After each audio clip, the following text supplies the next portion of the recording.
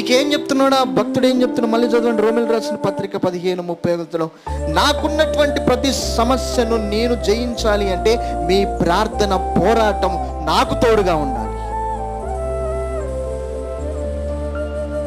ఏం చేయాలి? మీ ప్రార్థనతో పోరాడండి. నేనేమో ప్రత్యేకంగా పోరాడతా, ఎదిరెళ్ళి పోరాడతా. నేనైతే రాళ్ళ దెబ్బలు నేను తింటా, నేనైతే అవమానాలు నేను పడతా. నీకు మాత్రం అప్పచెప్పించిన బాధ్యత ఏంటో తెలుసా?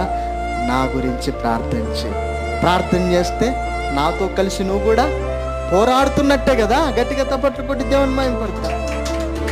నాకు దేవుడు ఏం అవకాశం ఇవ్వలేదండి, నాకు ఇస్తేనా తెగ చేస్తా నేను. ఇంకేమంటారు? నా పని ఇదే నన్ను చేయమన్నాడు. బాధ్యులకు కాబట్టి మీరు చేసుకోవాలి, మేము చేస్తామా? అవునా? మరి అట్లాంటప్పుడు